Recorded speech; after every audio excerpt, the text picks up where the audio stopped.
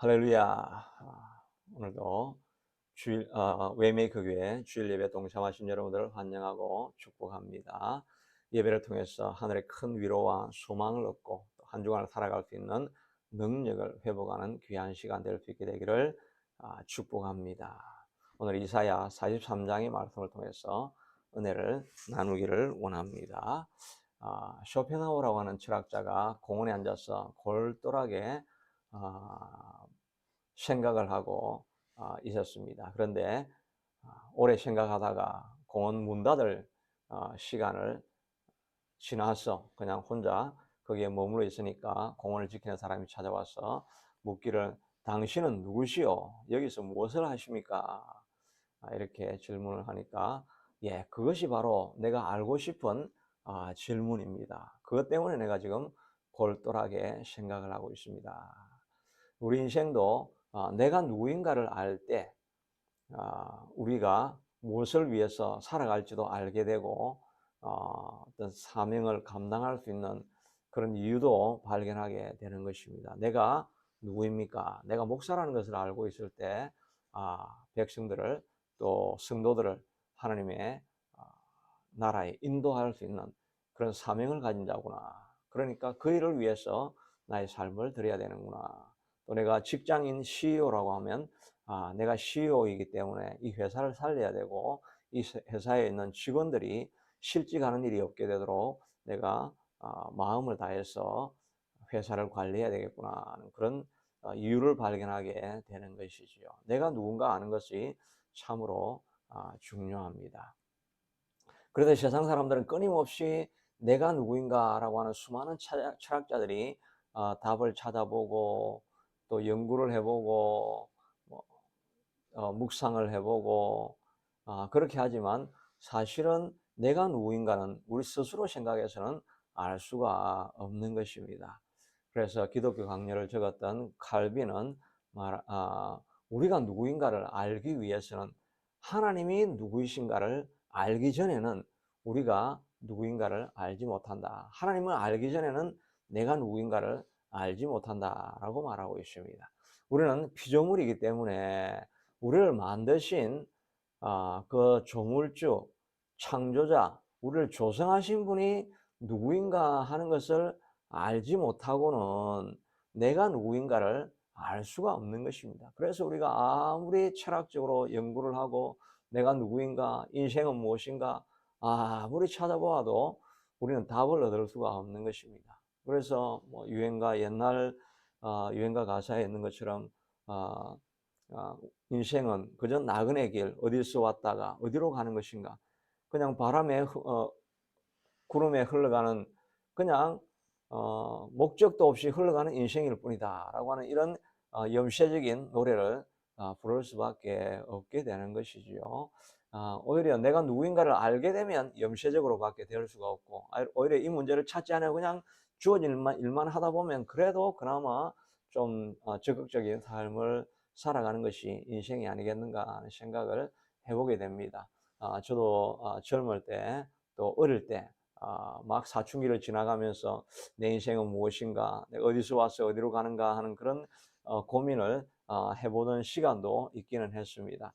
하나님을 알지 못하니까 어디서 왔서 어디로 가는지, 왜 살아야 되는지 목적을 찾지 못하니까 인생이 염세적이 되어지고 또 비관적이 되어지고 그저 열심히 사나 또 그저 게으르고 나태하게 또 방탕하게 사나 다 살다가 죽으면 동일하게 죽음으로 끝난다고 한다면 우리가 열심으로 살고 선하게 살아갈 필요가 무엇이 있는가, 뭐 이런 염세적인 생각을 할 때도 있었습니다. 그러나 그 이후에 예수 그리스도를 만나고 나서 교회를 통해서 하나님을 실제적으로 임재하시고 살아계신 분인 것을 확신하고 알게 되고, 정말 배에서 차오르는 그 머리로서 하는 것이 아니라 배에서 차오르는 확신 가운데 하나님은 살아계시는 분이시구나, 역사하시는 분이시구나, 예수님이 나를 위해서 십자가에서 몸짓고 피 흘려 돌아가셔서 나를 구원해 주셨구나,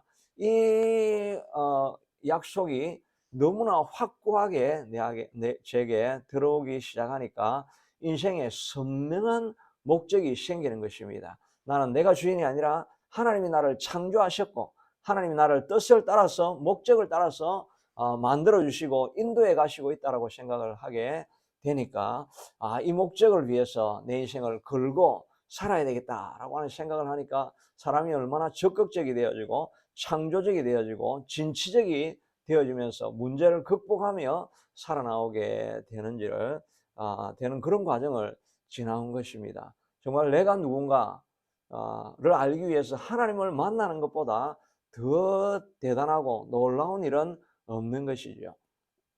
오늘 일상을 살아가면서도 아마 마찬가지일 것입니다. 하나님은 역사하시고 살아계신다는 것을 알긴 알지만 머리로만 알고 있고 내 삶에, 내 지금 구체적인 이 삶의 현장에 하나님께서 직접 개입하시고 지금도 나를 인도해 가시고 계시는 분이시다 하는 것을 우리가 까먹어 버릴 때가 있습니다. 하나님의 임재가 너무나 멀리 느껴지고 있을 때 우리가 이론적으로는 유신론자지만 실천적으로는 무신론자로 살아가는 경우들이 얼마나 많이 있습니까? 하나님이 가까이 있다고 한다면 우리가 염려 근심 걱정할 필요가 없고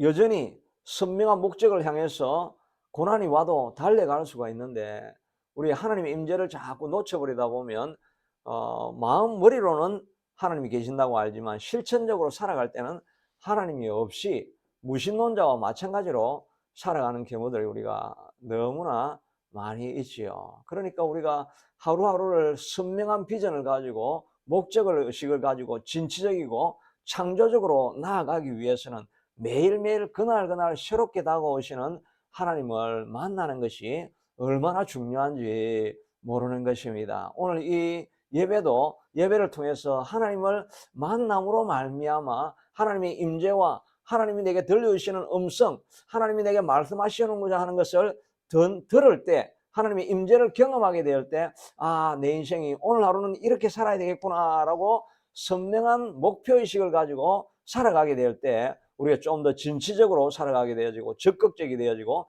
창조적인 삶을 우리가 살아갈 수가 있게 되는 것이지요. 우리 예수님을 믿는다고 하지만 일주일 동안 지나면서 생각해 보면 하나님이 함께 할 수 없고 하나님이 도와주실 수 없고 하나님이 무능한 그런 분이라고 내가 무의식적으로 생각을 하고 있기 때문에 내 마음속에 염려, 근심, 걱정, 두려움 이런 것 때문에 실제로 해야 될 일들을 하지도 못하고 생각만 하고 그저 주저앉아서 뒤로 물러 앉아가지고 그저 낙심만 하고 있는 시간을 보낼 때가 우리가 얼마나 많은지 모르는 것입니다.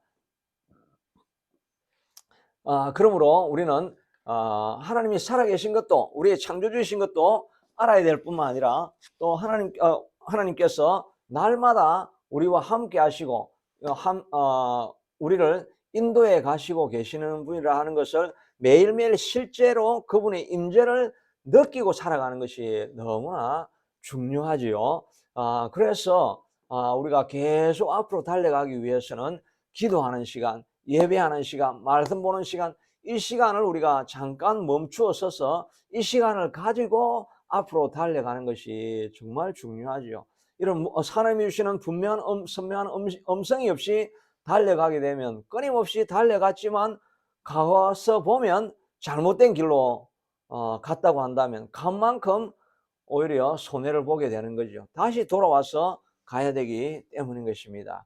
바울도 선교하기 위해서 그가 열심을 다해서 계속 아시아 북쪽으로 해서 올라가려고 애를 많이 썼는데 하나님의 음성을 듣지 아니하고 자기 생각만 가지고 계속해서 그리로 가려고 하다 보니까 하려고 하다가 길이 막히고 하려고 하다가 길이 막히고 그러니까 오히려 수고한 만큼 더 고생만 하고 아무것도 이루어지지 못한 것입니다. 그러나 그가 기도하고 하나님께 뜻을 구하고 찾는 중에 하나님께서 마게도냐에서 환상을 보여주셔서 이쪽으로 와서 나를 도우라라고 하는 그 음성을 듣고야 그가 유럽으로 건너가게 되어지고 마게도니아 지역을 가서 아가야를 지나가지고 아가야를 통해서 고린도 교회를 세우고 이런 과정을 통해서 하나님이 인도하시는 길로 걷게 되니까 풍성한 열매가 맺혀지게 된 것을 우리도 보게 되는 것입니다. 그러므로 우리도 빨리 가고 열심히 가는 것보다 하나님의 임재 가운데 머물러 있으면서 하나님이 말씀하시고 하나님이 찾아와시고 하나님의 인도하심을 받고 앞으로 나아가는 것이 우리 인생에 가장 빨리 가장 멀리 갈 수 있는 길인 줄로 믿습니다. 하나님의 임재가 있으면 우리가 어떤 어려움들이 찾아오고 문제가 닥쳐와도 우리는 그것을 뚫고 지나갈 수 있는 존재가 되는 것이 아닙니까? 사도 바울이 고백하고 있는 것처럼 사방으로 우회삼을 당하여도 사이지 아니하고 답답한 일을 당하여도 낙심하지 아니하고 핍박을 당하여도 버림받아야지 아니고 거꾸로 때림을 당하여도 망하지 아니한다라고 고백을 하면서 그런 이런 모든 답답하고 어렵고 둘러싸움을 쌓이고 거꾸로 때림을 당하고 이런 상황 속에서도 그는 계속해서 멈추지 않고 앞으로 전진 계속해서 진취적으로 그는 나아가지 뒤로 물러가지 않는 것은 그의 마음 가운데 이 질그릇에 보배인 예수님이 날마다 임재하는 것을 경험하니까 그는 멈추지 않고 계속 달려간 것이 아닙니까? 그러므로 우리 인생에 가장 두려워해야 될 것은 매일매일 살아가면서 하나님의 임재를 경험하고 있지 못할 때 그때를 우리가 정말 두려워하고 고통스럽게 생각해야 하는 것입니다. 루터가 그랬는지 웨슬레가 그랬는지 그런 고백이 있죠. 그가 고통 속에 있으니까 그 아내가 왜 그러십니까? 라고 하니까 오늘 내가 아무리 기도해도 하나님의 임재를 경험할 수가 없습니다. 그것 때문에 그는 가장 고통스러워한 것입니다. 정말 우리가 어떤 때는 기도하려고 앉아서 기도를 하고 있는데 아무리 기도를 하려고 해도 그저 기도 소리가 천장도 못 올라가고 그냥 떨어지는 것 같고 기력이 떨어져서 기도하는데도 하나님이 말씀하시는 것을 듣지 못할 때가 있습니다. 그럴 때 정말 답답하죠. 그런데 어떤 때는 우리가 기도하다 보면 하나님의 이끄심이 있는 기도가 되죠. 하나님의 이끄심이 있어서 기도하다가 하나님의 뜻이 생각이 나지고 그러면 우리가 간절하게 더욱더 간절하게 기도하게 되어지고 그래서 나아가다 보면 하나님께 주시는 그런 음성과 함께 놀라운 힘을 얻게 되는 것입니다. 그러면 우리가 사방에 우겨삼을 당하든지 답답한 일을 당하든지 핍박을 당하든지 거꾸로 떠임을 당하든지 우리는 계속 앞으로 전진해 나갈 수 있게 되는 것입니다. 우리 웨이메이크 교회를 향해서도 우리가 연약하고 부족한 모습이 있는 가운데에 하나님의 임재를 경험하지 못하면 더 이상 앞으로 갈 수가 없구나 하고 주저앉을 수가 있습니다.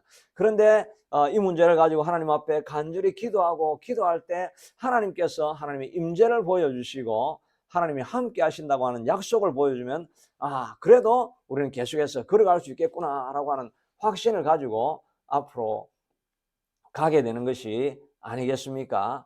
그러므로 우리가 누구인가를 인생 전체를 통해서 알기 위해서는 하나님을 만나야 되고 또 매일매일 삶 속에서 우리가 적극적으로 진취적으로 의미를 가지고 살아갈 수 있게 되기 위해서는 매일매일 하나님의 임재를 경험해야 하는 것입니다. 오늘 이사야 43장에 있는 말씀 속에서는 이 이스라엘 백성들이 갈 길을 알지 못하고 주저앉아서 낙심하면서 내 인생의 비전과 목적이 무엇인가 라고 하는 그런 것들을 다 잃어버리고 주저앉아 있는 이 백성들을 향해서 하나님께서 40장을 통해서 41장 42장을 통해서 계속해서 격려하며 위로하며 내가 너와 함께 할 것을 말씀해 주시고 있는 것입니다. 그래서 오늘 이사야 43장을 통해서 하나님이 내가 누구인가를 말씀해 주시는 것을 들을 때마다 우리는 우리가 누구인가도 발견하면서 우리가 어떻게 살아야 될 것인가 하는 힘을 우리가 말씀을 통해서 공급받기를 원하는 것입니다. 처음에 보니까 하나님께서 나는 너를 창조한 여호와라고 말씀해 주시고 있는 것입니다. 1절에 보니까 야곱아 너를 창조하신 여호와께서 지금 말씀하시느니라. 이스라엘아 너를 지으시니가 말씀하시느니라. 하나님께서 우리를 창조하시고 지으셨다고 말씀하고 있습니다. 시편 139편을 보면 주께서 내 장부를 지으셨고 나의 모태에서 나를 조직하셨나이다. 조직했다는 말은 영어로 보면 니팅입니다. 니팅, 뜨개질. 우리의 기관 하나하나 그 조직 하나하나를 하나님께서 한 뼘 한 뼘 니팅을 하는 것처럼 뜨개질을 하는 것처럼 하나님께서 만드셨다고 하니까 하나님께서 그 만드는 모든 것 안에 하나님의 계획과 생각과 뜻을 심어두지 않겠습니까? 토기장이가 그 그릇 하나 만들 때도 이것은 어떤 용도가 있으니까 이것은 잔으로 만들 것인지 아니면 항아리로 만들 것인지 자기가 뜻이 있으니까 그 하나하나를 빚어갈 때 그런 목적을 바라보면서 그것을 지어간 것이 아니겠습니까? 그러므로 하나님께서 우리의 인격과 성품과 또 성향과 또 어떤 열정이든지 무엇이든지 우리 속에 일어나는 모든 것들은 하나님께서 계획과 설계를 가지고 그렇게 우리를 창조하셨고 만들어 주셨다 하는 것입니다. 그러므로 그것을 우리가 뜻을 가지고 바라보아야 하는 것입니다. 자기를 멸시하지 않아야 하는 것입니다. 사단이 끊임없이 우리를 향해서 멸시하고 참수하면서 우리가 아무것도 아니라고 이야기할 것입니다. 그러나 우리가 이런 모습으로 만들어진 것은 어떤 사람은 얼굴이 잘난 사람, 못생긴 사람, 키가 큰 사람, 잘난 사람, 뭐 성향이 외향적인 사람, 소심한 사람, 뭐 이런 모습으로 다 각기 다양하게 만들어졌습니다. 그러나 하나님 입장에서는 잘난 사람, 못난 사람이 없습니다. 각기 고유한 사람인 것입니다. 하나님께서 고유하게 그 사람을 그런 성향으로 만들어 주셔서 그래서 그런 성향을 가지고 하나님께서 하실 일이 있기 때문에 그렇게 우리를 만들어 주신 것을 우리가 믿고 그것을 사랑해야 하는 것입니다. 내가 내향적입니까? 그것 때문에 불평불만하지 말고 오히려 내향적이기 때문에 나를 통해서 하나님께서 하실 일이 계시는 것이구나. 또 내가 외향적이면 외향적이어서 또 너무나 뭐 사람들에게 너무 설치는 이야기 뭐 이런 이야기 들어도 그냥 외향적이라고 할 때는 하나님이 뜻이 계셔서 나를 외향적으로 만들어 주셨구나 하는 것을 우리가 믿고 거기에 있는 장점을 살려내야 되는 것입니다. 그러나 사단은 끊임없이 우리를 참수합니다. 너는 이런 성격이기 때문에 아무 일도 할 수가 없고 너는 이런 모습 때문에 너는 이런 성격 때문에 아무것도 할 수가 없고 이런 너의 외모 때문에 너는 아무것도 할 수 없고 세상은 계속해서 참소를 합니다. 무너뜨리려고 합니다. 일어나지 못하게 주저앉게 머물러 있게 만들 것입니다. 그러나 하나님께서 나를 창조하셨습니다. 우리의 가정도 마찬가지 아니겠습니까? 가정도 하나님께서 뜻이 계셔서 그 자정에 그 자녀를 두시고 그 부모를 두신 것입니다. 목적이 없이 뜻이 없이 그 부모와 그 가정과 자녀를 두지 않았습니다. 그러므로 우리가 해야 될 일은 불평하는 것이 아니라 부족한 것을 바라보고 그것만 슬퍼하면서 비교하면서 낙심하고 있는 것이 아니라 그런 환경 속에서 하나님께서 무엇을 주시기 원하셔서 이런 환경 속에 나를 창조하시고 조성하셨는가 하는 생각을 하면서 그 안에서 하나님의 뜻을 이루어내기 위해서 진취적으로 적극적으로 창조적으로 나아가는 것이 필요할 것입니다. 우리 웨이메이커 그 교회도 하나님께서 많은 교회 가운데서 이 교회가 있게 하신 데는 하나님께서 하시고자 하는 일이 계셔서 이런 작은 교회라도 하나님께서 만드시고 유지하시는 것이다 하는 생각을 가지고 하나님의 뜻하시는 바가 무엇인가를 생각해야 되지 왜 다른 교회처럼 커질 수 없는가, 다른 교회처럼 더 많은 자원이 없는가를 우리가 불평불만해서는 안 되는 것입니다. 이미 주어져 있는 이 교회를 통해서 하나님의 뜻이 무엇인가를 찾아내고 그것을 향해서 달려나가다 보면 하나님의 뜻을 이루어갈 때 하나님께서 보호하시고 공급하시고 채워주셔서 하나님께서 그 사명을 감당하게 만들어 주시게 될 것입니다. 우리 인생도 하나도 버릴 것이 없습니다. 우리 인생에 일어나는 모든 사건 하나하나도 하나님의 뜻이 없이는 일어나지 아니하였습니다. 내가 너를 창조하였고 조성하였고 한 땀 한 땀 니팅, 뜨개질을 하면서 우리 조직을 만들었다고 한다면 그때만 만드신 것이 아니라 창조하고 난 이후에 일어나는 모든 사건도 하나님께서 한 땀 한 땀 뜨셔서 우리를 만들어 가시기 위해서 일어나는 사건들이므로 어떤 하나도 우연히 일어난 것이었고 버릴 것이 없는 사건인 것입니다. 고난이 있다 할지라도 그 고난도 하나님께서 사용하시기 위해서 우리를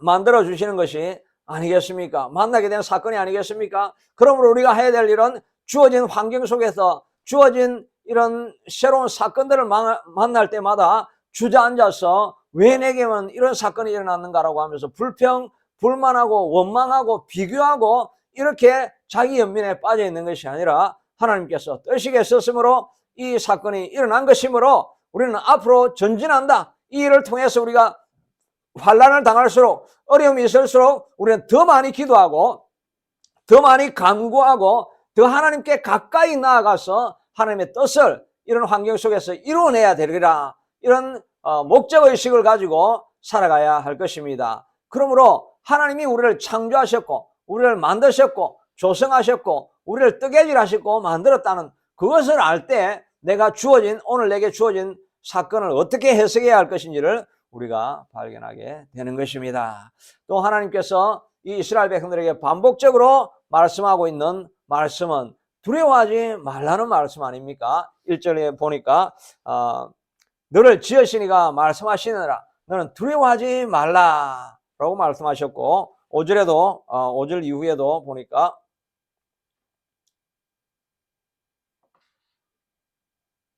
5절에도 두려워하지 말라. 내가 너와 함께하여 내 자손을 동쪽 서쪽에서 다 불러주겠다고 하시면서 두려워하지 말라라고 말씀하고 있는 것입니다. 우리 앞에 인생의 문제를 닥칠 때마다 우리의 마음속에 철렁 내려앉고 두려워하는 마음이 우리 속에 가득할 때가 얼마나 많은지 모릅니다. 두려워하기 시작하면 마음이 마비가 되어지죠. 조그만 그 작은 문제라도 우리가 두려워하기 시작하면 그냥 싸움에서 지게 됩니다. 저도 이렇게 유튜브에서 보면 이렇게 권투 경기하는 거, 또 격투기 하는 거 이런 것도 가끔 이렇게 보게 됩니다. 그럴 때 잘 싸우던 사람도 마음에 두려움이 생기기 시작하면 충분히 이길 수 있는 대상인데도 불구하고 마음에 두려움이 딱 찾아오기 시작하면 그냥 아무리 힘이 있어도 그냥 물러가서 그 일을 이루어내지 못하는 것을 보게 됩니다. 그러니까 우리의 마음속에 가장 중요한 것은 담대한 마음이죠. 기드온이 300명의 군사를 데리고 나서 미디안을 15만 명을 물리치지 않았습니까? 어떻게 300명이 15만을 물리칠 수 있는가? 그런 생각이 들 수도 있습니다. 그러나 마음에 두려움이 찾아오기 시작하면 정말 조그만 개미 같은 그런 작은 문제라 할지라도 그것 때문에 두려워서 모든 것을 망치게 될 수가 있는 것입니다. 실제로 현대사와 전쟁사를 바라보면 정말 있을 수 없는 많은 전쟁들이 그렇게 이루어진 것이죠. 10분의 1도 안 되는 군사가 나아가서 그 10배나 되는 그런 더 나은 장비를 가지고 있는 사람들에게도 달려가서 이기게 됩니다. 징기스칸의 그 몽골 군대가 들어가면 그냥 뭐 인원은 얼마 되지도 않는데 몽골 군대가 왔다라고 하는 이야기만 들으면 사람들이 너무나 두려워해 가지고 도망가기에 급급했다고 합니다. 그래서 조그만 인력으로 가지고도 그냥 그들을 다 물리치는 일들이 일어난 거죠. 우리도 마찬가지입니다. 우리가 무엇이든지 할 수 있고 감당할 수 있는 능력을 하나님께서 우리에게 주셨음에도 불구하고 두려워하는 마음이 우리 속에 딱 들어오기 시작하고 염려, 근심, 걱정이 우리를 누르기 시작하면 정말 우리가 아무 일도 해내지 못하는 것을 보게 되는 것입니다. 그러므로 잠언 4장 23절은 물어 지킬 만한 것보다 내 마음을 지키라. 이 안에 생명이 나느니라. 이 안에 승리가 있느니라. 이 안에 이김이 있느니라. 우리의 마음을 지켜야 하는 것입니다. 마음을 지키지 않고 두려운 마음이 들어왔을 때, 남이 나를 공격하는 마음이 들어왔을 때 그것을 그대로 받아들이면서 그래서 나는 할 수 없는 존재고 나는 모자라는 존재다 생각을 가지기 시작하면 정말 아무것도 할 수가 없는 것입니다. 그러므로 그런 사단의 불화살이 들어올 때 우리가 해야 될 믿음의 방패를 가지고 나는 부족하고 미약하지만 예수님이 내 안에 들어와 계시고 주님이 나와 함께 일하시면 내가 이루지 못할 일이 전혀 없는 것이다. 여리고성이 있다 할지라도 주님이 나와 함께 하시면 여리고성도 무너지게 될 것이다. 수르바벨의 큰 산을 지을 때 나는 그 큰 산을 지을 수가 없습니다. 왕도 음행을 내려가지고 못 짓게 했습니다. 그렇게 이야기하지만 그러나 선지자가 다시 왔을 때 뭐라고 합니까? 큰 산아 내가 무엇이냐? 내가 수르바벨 앞에서 평지가 될 것이니라. 이는 힘으로 되지 아니하고 능으로 되지 아니하고 오직 나의 신으로 되느니라. 맞습니다. 오직 우리의 인생이 힘으로 되지 아니하고 능으로 되지 아니하고 내 능력으로는 될 수가 없습니다. 그러나 주의 신 성령이 우리에게 임하시기 시작하시면 성령으로 기도하기 시작하면 세상이 감당할 수 없는 힘이 우리를 지배하게 되어지고 그 힘으로 세상을 공격하고 나아가면 우리가 무너뜨리지 못할 여리고성, 이기지 못할 골리앗이 우리 앞에 없는 것입니다. 이스라엘의 예수님의 제자들도 성령이 임하시기 전까지는 두려워서 그저 로마 병사를 숨어서 다락방에 숨어서 그저 지낼 수밖에 없는 그런 두려워하는 존재였습니다. 그러나 성령이 그들에게 임하시고 성령의 능력이 그들에게 강하게 역사하시기 시작하시니까 세상을 두려워하지 아니하고 로마 병사를 두려워하지 아니하고 감옥에 가는 것을 두려워하지 아니하고 사내들인 공회를 두려워하지 아니하고 나아가서 그 앞에 있는 여리고를 무너뜨리고 전진하여서 이를 마침내는 이루어내는 사람으로 바뀌어지지 않았습니까? 우리도 그러므로 우리가 간절히 날마다 구해야 될 것은 성령의 임재입니다. 하나님의 약속의 말씀에 붙들린 바 되는 것입니다. 하나님의 음성을 듣는 것입니다. 그 음성을 들을 때 우리의 두려움이 다 사라지고 이기고 승리하게 될 것입니다. 모세도 자기 자신을 바라볼 때는 나는 이제 80 노인에다가 이제 목자일 뿐이고 말도 제대로 어눌하게 할 수밖에 없는 이런 나이가 든 사람이 되지 않았습니까? 나는 아무것도 할 수 없습니다. 하나님께서 분노하시고 진노하시면서 누가 사람의 입을 만들었느냐, 누가 말 잘하는 자를 만들었느냐, 누가 기머거리, 누가 눈 밝은 자, 눈 어두운 자, 누가 다 만들었느냐? 내가 다 만든 것이 아니냐? 내가 컨트롤하고 통제한다고 한다면 못할 일이 무엇이 있겠느냐? 여호와 하나님을 이길 자가 누가 있겠느냐? 라고 모세에게 말씀해 주시고 모세가 그 말씀에 설득이 되어지니까 그가 바로를 압도하면서 이스라엘 백성을 인도해내는 지도자로 나아가게 된 것이 아니겠습니까? 우리도 우리 자신을 바라보면서 나는 이것이 모자라고 말도 안 되고 나는 지식도 없고 능력도 없고 관계도 제대로 형성하지 못하고 나는 모자라는 사람입니다 라고 자기 자신만 바라보게 하는 것은 사단의 음성인 것입니다. 하나님이 찾아오시면 내가 너와 함께 하지 않느냐, 내가 너를 지켜주셨고 내가 너를 지켜줄 것이고 내가 너를 인도하여서 내가 능력 있는 존재로 사용해 줄 것이다. 하나님께서 말씀해 주시고 우리를 격려하고 있지 않습니까? 우리는 우리 자신을 바라볼 것이 아니라 하나님께 무엇이 기뻐할 것인가를 생각해야 되는 것입니다. 하나님께 어떻게 하면 영광을 돌릴 수 있을 것인가를 생각해야 될 것입니다. 그 목표가 아무리 어려워 보이고 아무리 힘들어 보여도 하나님께 기뻐하시는 일, 하나님이 영광 받으실 만한 일, 하나님이 하고 싶어 하는 일, 하나님이 내 마음에 두신 열정과 소원이라고 한다면 환경이나 자기 자신의 부족함을 바라보지 말고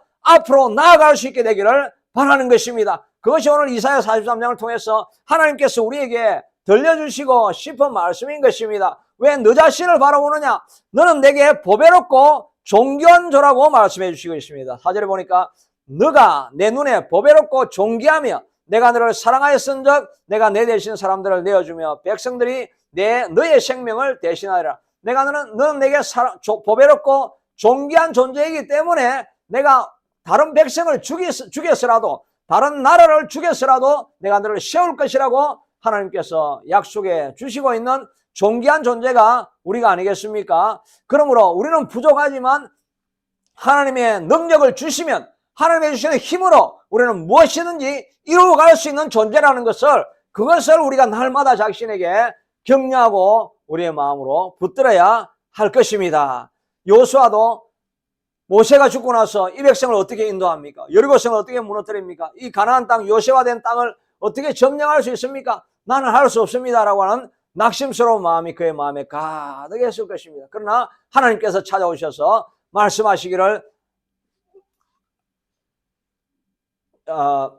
너는 두려워하지 말고 오직 너는 마음을 강하게 하고 극히 담대하여 자루나 우루나 치우치지 말고 두려워하지 말고 주의 말씀을 지키고 나아가라. 율법책을 날마다 묵상하라. 내가 내게 명한 것이 아니냐. 너는 마음을 강하게 하고 극히 담대하라. 두려워하지 말며 놀라지 말라. 내가 내게 명한 것이 아니냐. 두려워하지 말고 놀라지 말며 나아가라고 말씀해 주시고 있지 않습니까? 우리가 우리 자신을 바라볼 것이 아니라 내게 능력 주시는 하나님이 나와 함께하는 존재라는 것을 고백하며 나아갈 수 있어야 될 것입니다. 그래서 하나님께서는 두려워하지 말라라고 말씀해 주시고 있습니다. 그리고 나서 또 하나님께서 반복적으로 말하기를 나는 내 백성을 불러낼 것이라고 이야기하고 있는 것입니다.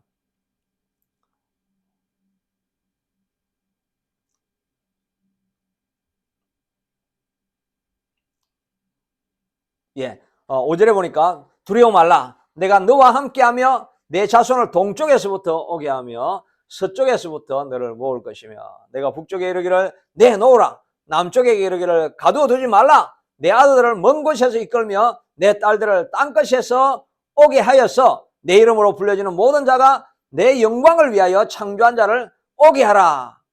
이렇게 말씀하시고 있습니다. 하나님께서 동쪽에서 우리를 부르시고 서쪽에서 부르시고 남쪽에서 가두어 두고 있는 것을 풀어놓으라. 네가 묶고 있는 것을 풀어서 내게 오라고 말씀하고 하나님께서 그들을 불러주시겠다라고 말씀해 주시고 있는 것입니다. 지금 이스라엘 백성들은 바벨론의 포로가 되어서 노예로 살아가고 있는 상태가 아닙니까? 그래서 우리는 아무리 해도 예루살렘으로 갈 수 없다라고 절망하고 있을 때 그렇지 않다.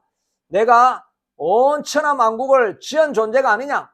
내가 바벨론을 다스리고 내가 고레스를 불러서 바벨론을 멸망시키는 그런 존재가 내가 아니냐? 두려워하지 말라. 내가 동쪽에서 너를 끄집어낼 것이고 서쪽에서 너를 끄집어낼 것이고 남쪽의 감옥에서 북쪽에 투옥된 곳에서 내가 다 불러내어서 너를 회복시켜 주시겠다라고 말씀해 주시고 있는 것입니다. 우리가 이 땅을 살아가면서 노예로 살아가는 일들이 얼마나 많이 있습니까? 우리가 돈의 노예가 되어 있습니다. 정말 환경이 너무 어렵다 보면 정말 돈의 노예가 되는 거죠. 돈 때문에 무슨 말이든지 그저 부당한 일도 해야 되고 어려운 일도 정말 노예처럼 우리가 어리되어 가지고 가백에 학대를 당하고 그런 어려움들을 우리가 겪을 때가 얼마나 많이 있습니까? 그런데 그 환경을 우리가 물질 때문에 벗어날 수가 없는 것이죠. 그런데 하나님께서 말씀하시기를 내가 너를 다 끄집어 내어주겠다. 너를 묶고 있는 모든 억눌림에서 내가부터 벗어나게 해주시겠다고 말씀해 주시고 있는 것입니다. 어떤 사람은 중독의 큰 문제가 지금 사회적으로 되고 있지 않습니까? SNS에 중독이 되어져서 또 다른 어떤 갬블링에 노예가 되어져 있고 이런 노예로 우리가 살아갈 때가 얼마나 많이 있습니까? 그러나 하나님께서 이런 노예 가운데 있을 때라도 내가 너를 불러내어주고 너를 해방시켜 주시겠다라고 말씀해 주시고 있는 것입니다. 누가복음 4장 18절에 보니까 주의 성령이 내게 임하셨으니 이는 가난한 자에게 복음을 전하게 하시려고 내게 기름을 부어주시고 복음을 전하셨는데 가난한 자에게 복음을 전할 것이고 나를 보내사 포로된 자에게 자유를 주실 분이시다. 눈먼 자에게 다시 보게 함을 전파하며 눌린 자를 자유케 하며 이 은혜의 해, 이 모든 것을 그저 공짜로 내가 해주겠다라고 하시게 하려 하십니다. 예수님께서 성령이 임하게 하신 것은 포로된 자에게 자유를, 눈먼 자를 다시 보게 함을, 눌린 자를 다시 자유케 하고 해방시키기 위해서 보내주신 것이라고 말씀해 주시고 있는 것입니다. 하나님은 우리를 해방시키시는 분이십니다. 우리는 모든 눌리고 있는 것에서부터 벗어나게 해주시는 것입니다. 예수님도 이 땅에 오셔가지고 다 눌린 자들을 해방시켜 주신 것이 아닙니까? 그라사인의 광인에게 사단에게 올무에 잡혀있는 자를 해방시켜 주셔서 자유로운 사람으로 만들어주지 않았습니까? 수로보니게 연의 딸이 귀신 들려 있을 때도 주님께서 가서 그의 믿음으로 말미암아 그의 딸을 해방시켜 주신 것입니다. 나사로가 죽음에 눌려 있을 때도 죽음에서부터 예수님은 해방시켜 주신 것입니다. 예수님은 우리에게 찾아오셔서 우리를 해방시켜 주시는 것입니다. 염려, 근심, 걱정, 질병에 눌려 있는 사람들을 자유케 하고 해방시켜 주시기 위해서 오신 분이신 것입니다. 우리 안에 있는 질병이 우리를 누를 때가 얼마나 많이 있습니까? 질병 때문에 고통하여서 그것에 묶여서 아무것도 하지 못할 때가 얼마나 많습니까? 그러나 예수님이 오신 것은, 예수님에게 성령이 임하신 것은 우리에게 눌려있는 질병을 해방시켜 주시기 위해서 오신 것입니다. 그래서 38년 된 병자도 고쳐주시고 혈류병으로 12년 동안 고생하던 여인의 질병도 하나님 예수님께서 친히 해방시켜 주시고 자유롭게 만들어 주신 것이 아닙니까? 우리 앞에 있는 어떤 문제라도 주님께서 오셔서 우리를 해방시켜 주시기를 기뻐하실 것입니다. 그럼 우리는 우리의 모든 질병의 문제도 하나님 앞에 들고 나아가며 하나님 앞에 구하고 하나님 앞에 찾으면 하나님께서 우리를 해방시켜 주실 것입니다. 어려운 환경, 저주스러운 환경에 있다고 한다면 우리가 하나님 앞에 나아가서 구하고 하나님이여 나를 해방시켜 주시옵소서, 나를 다시 살아나게 하여 주시옵소서라고 우리가 끊임없이 고백해야 할 것입니다. 하나님 우리를 자유하기 위해서 우리를 예수님을 보내셔서 우리에게 말씀해 주시고 있는 것입니다. 그러나 마지막에 말씀하시기를 22절이네. 22절에는 보니까 하나님께서 말씀하시고 있습니다. 그러나 야곱아 너는 나를 부르지 아니하였고 이스라엘아 너는 나를 괴롭게 여겼으며 내 번제의 양을 내게로 가져오지 아니하였고 내 제물로 나를 공경하지 아니하였느니라. 내가 이렇게 유일한 구원자이시고 너를 창조하신 자고 내 인생을 인도해 가는 자이고 너의 모든 문제에서부터 해방시켜 줄 능력과 권능을 가지고 있는 자가 나임에도 불구하고 너는 왜 내게 나를 부르지 아니하였느냐? 오히려 하나님 앞에 제물을 드리며 예배하는 것을 괴롭게 생각하였느냐라고 말씀하고 있는 것입니다. 하나님께서 우리를 부르시고 예배하게 하시는 것은 우리를 해방시켜 주시기 위함입니다. 우리를 벗어나게 하시기 위함입니다. 우리 안에 있는 저주를 물러가게 만들게 하시기 위해서 하나님께서 우리를 예배하고 기도하는 자리에 불러주시는 것입니다. 그러나 우리는 기도하는 자리, 예배하는 자를 왜 괴롭게 여기느냐? 내게 헌물을 드리는 것을 왜 고통스러운 것으로 너를 괴롭게 하는 것으로 여기느냐? 하나님 앞에 드릴 때 하나님께서 모든 것을 새롭게 공급해 주실 수 있는 그런 마중물과 같은 그런 것이 제물인데 그것을 왜 괴롭게 여기느냐고 말씀하시고 있는 것입니다. 우리는 하나님께서 우리를 구원해 주시고 우리를 창조하시고 우리를 구원하시고 해방시켜 주시기 위해서 오신 분이신 것을 믿고 우리는 하나님 앞에 나아가서 구해야 합니다.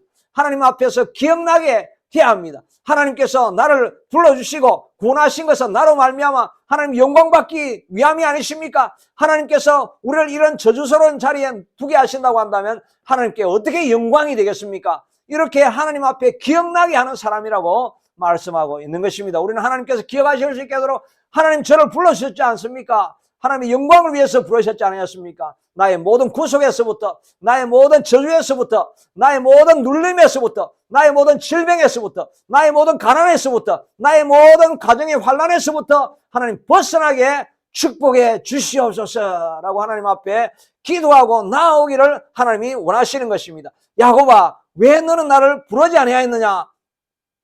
너는 왜 나를 괴롭게 여겼느냐라고 말씀해 주시고 있습니다. 그럼 우리는 우리의 가지고 있는 모든 문제를 가지고 주님 앞에 나아가서 기도하고 하나님 앞에 구하고 간구함으로 말미암아 우리 인생을 묶고 있는 모든 어려움들에서부터 다 해방을 얻고 자유자가 되어서 하나님이 주시는 능력을 힘입고 창조적이고 진취적이고 적극적으로 일을 개선해 나가는 그런 자리로 나아가는 축복이 저와 여러분에게 넘칠 수 있게 되기를 축복드립니다. 자비하신 아버지 하나님 그렇습니다. 우리를 알려고 하면 하나님을 알아야 됩니다. 하나님은 우리를 부르셨고 창조하셨고 우리를 한 뜸 한 뜸 쥐어서 만드신 분이시므로 우리에게 하나님의 선명한 목적이 있습니다. 하나님의 목적이 있는데 끊임없는 사단의 소리와 세상의 소리 때문에 하나님 우리가 눌려서 아무 일도 하지 못하고 있습니다. 주님께서 우리를 오셔서 해방자로 우리를 이게 일하신다고 말씀해 주셨습니다. 우리의 저주에서부터 해방시켜 주시옵소서. 우리의 가난에서부터 벗어나게 하여 주시옵소서. 우리의 미움에서부터 벗어나게 하여 주시옵소서. 우리의 질병에서부터 벗어나게 하여 주시옵소서. 오늘 이 시간 기도하고 있는 모든 사람들에게 하나님의 저주는 떠나갈지어다. 미움은 떠나갈지어다. 질병은 예수 이름으로 다 끊어질지어다. 떠나갈지어다. 물러갈지어다. 회복되어질지어다. 모든 어려움에서부터 해방이 이루어질지어다. 하나님의 역사가 우리 가운데 일어나게 하신 것을 믿사옵고 예수님 이름으로 감사하며 기도드리옵나이다.